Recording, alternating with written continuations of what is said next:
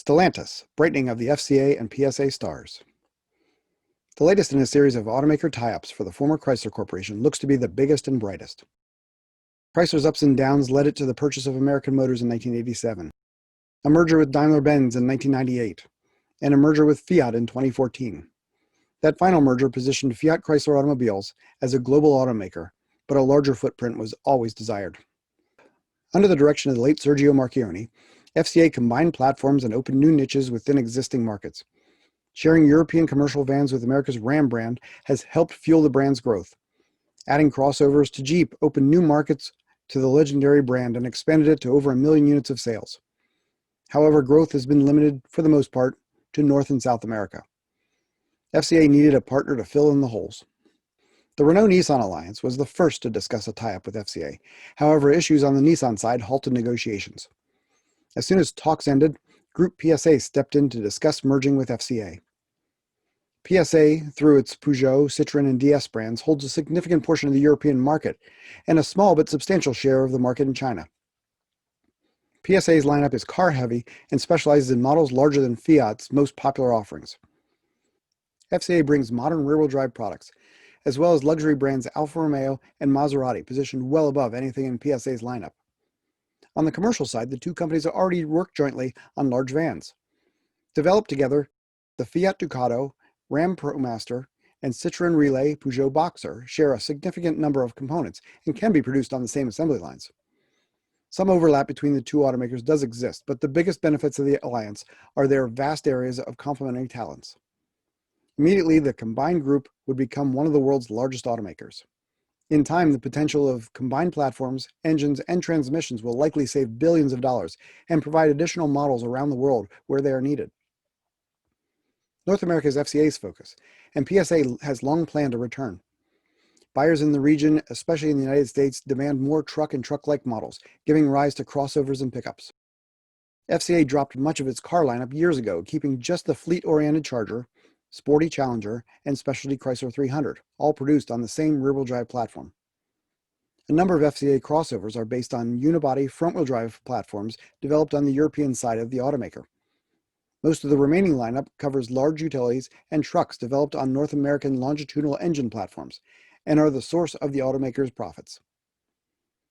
If Peugeot or Citroen or DS were to continue its plan to enter the North American market, local production would be advantageous.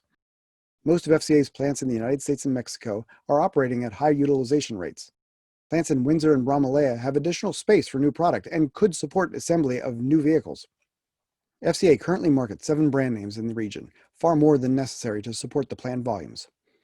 Adding another is unnecessarily expensive, especially as it will require reintroducing brands that have not been active in the region for a quarter century. Utilizing PSA designs under established regional brands could, however, spread the development costs across a wider volume of products.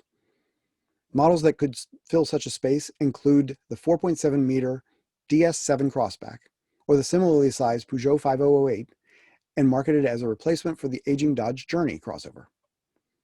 Less likely is the potential of working with PSA partner Dongfeng on a global mid-sized light truck. Currently, Peugeot markets the Dongfeng Rich as the Peugeot Landtrek in South America. Importation of this pickup would make it uncompetitive due to costs associated with the 25% chicken tax. Developing a global product for use by Dongfeng in China, Peugeot in South America and Europe, and Ram in North America would replace the rich Landtrek that has roots in another Dongfeng partner, Nissan. This could fill a void in the North American Ram lineup below the full-size 1500 pickup. Crossovers are the strength of Jeep, and PSA has been following this global trend in recent years. Merging FCA's crossovers onto PSA's more modern platforms would eliminate the shortcomings of platforms developed for sedans and increase their combined volumes, making them more profitable. While already somewhat related, combining all commercial vehicles would increase their economies of scale and open up new markets. Ram currently shares its vans with European Fiat offerings, which are similar in size to products offered by PSA. The full-size Ram ProMaster, Fiat Ducato, Peugeot Boxer, and Citroen Relay already share much of their design and engineering. Blending their manufacturing would lower their costs further. Mid-sized vans are also offered by Fiat, Peugeot, and Citroen, as well as similarly sized passenger vehicles offered by Chrysler. Fiat and Ram share the smallest delivery vans, which currently compete against the compact Citroen Berlingo and Peugeot partner products. Combining the 5 distinct offerings into 3 and marketing them regionally by 4 brands is an obvious move toward cost-cutting, where the buyers of these products are very focused on price and serviceability. FCA and PSA are major players in South America, combining for about a quarter of the market.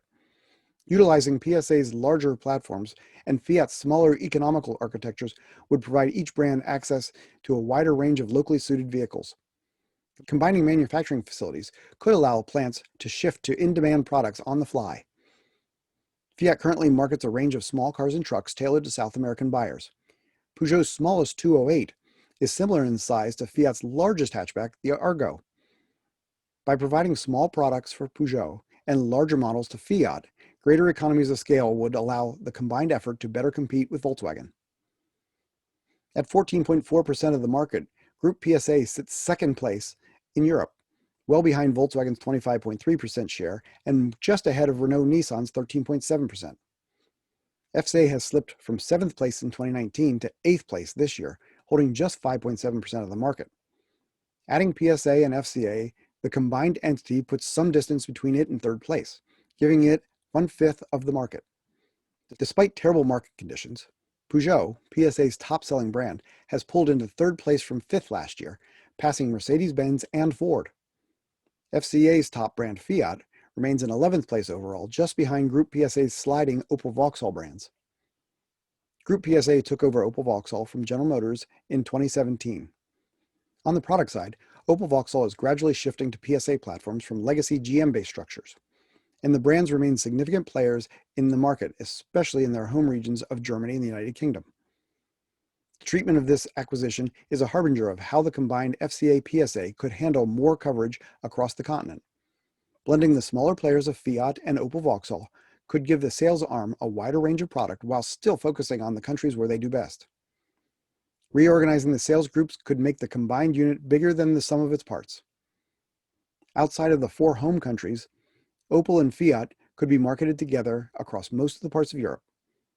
Fiat brand is a small car and commercial vehicle specialist, while Opel has recently filled out its larger model lineup, especially with the Crossland X and the Grandland X crossovers. Overlaps between the brands are minimal. PSA is still digesting the 3-year-old acquisition of Opel-Vauxhall and adjusting to the new manufacturing footprint. Unions in France, Italy, and Germany will focus on keeping all factories open and all workers on the line. Ellesmere Port and Luton in the United Kingdom remain in the crosshairs, mainly related to Brexit issues, and could be closed in the next few years. Production plants in Eastern Europe are valued due to their low-cost operations, providing security for the futures of Glavice, Dragivac, Trnava, and Tishu. Groupe PSA announced it was selling its shares in the TPCA joint venture in the Czech Republic, which should increase the utilization of the remaining Eastern European plants.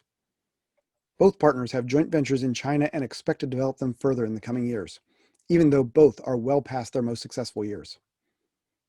Developing a flexible architecture across multiple platforms is the current direction of the industry, led by Volkswagen's MQB and VSS from General Motors. PSA has the CMP and EMP2 architectures split between large and small vehicles, and includes the ability to add EV versions.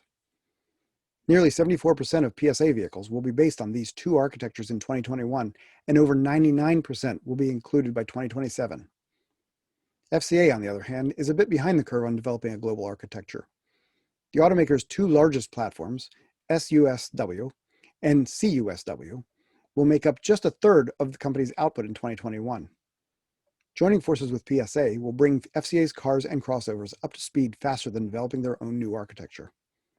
Shifting to PSA architectures could increase FCA's profitability within 1 generation of models. Providing FCA with higher volume for its core vehicles, the automaker could focus on expanding its crossover range by adding specialty models, such as coupe and extended length variations. This experience would additionally help its partner in France as it continues to move away from traditional passenger car body styles, and with the move to global architecture, assembly plans could be more flexible, allowing production of vehicles to more easily shift around as demand and tastes change. Decreasing the powertrain complexity by merging engine and transmission families could allow plants on 3 continents to improve their financial standing. With more flexible plants, production of 2 potential 4-cylinder engine groups, could keep assembly lines humming as they shift easily between one type and another to match the changes in demand. This becomes even more important as North American vehicles are redesigned to use smaller, more emissions-friendly 4-cylinder engines instead of carbon credit-hungry 6- and 8-cylinder engines being favored currently. While that conversion slowly takes place, the focus can remain on Europe and South America, where large 4s power commercial vehicles and smaller engines propel the bulk of each brand's passenger cars and crossovers. PSA has pursued electrification considerably more than FCA, but still relies heavily on outside designs for componentry. FCA avoided the money-losing EV programs, conserving its limited funds and focusing on profitable programs. PSA has needed to pursue EVs in order to remain relevant in the European and Chinese markets. This is an area where both need strong growth and are falling behind. FCA's mild hybrid plan is a good strategy for North America for the short and midterm. In the 2020 contract negotiations with the labor union Unifor, FCA promised to add a new platform to the Windsor plant with hybrid or fully electric power. Naturally, a PSA product, probably sold as a Chrysler or Dodge, would be the easiest to launch quickly. While the two automakers have stated that closing plants is not part of their plan, the idea cannot be ignored. FCA and PSA have done an admirable job of improving utilization of plants acquired during the consolidation over the last decade. As stated earlier, the only at-risk European plants are located in the United Kingdom and are teetering mainly due to Brexit issues. Where FCA and PSA may have capacity overlaps are with their South American plants. Combining Brazilian and Argentine plants from 4 to 2 would go a long way to increasing their regional capacity utilization and increase their regional profitability. The combined organization will be based in the Netherlands and take the name Stellantis when the final papers are signed in early 2021. Before the stationery is printed with the new name, the blending of these two regional players will be in full force. The combination of the two second-tier automakers has all the makings of a first-tier manufacturer with the global reach and proper leadership to not only survive in the 21st century, but thrive. If their histories of recent acquisitions provide a glimpse of where they are going, Stellantis is ready for the competition on day one. For a copy of the full report, please drop a request to info@AutoForecastSolutions.com. For more details on AutoForecast Solutions market analysis and forecasts, sign up for any level of our products. Clients receive various regular reports, including the industry standard AutoForecast Monthly. Check out our website, give us a call, drop us an email, follow us on Twitter, LinkedIn, and Facebook, and of course, subscribe to our YouTube channel for more information. Until next time, I'm Sam Fiorani.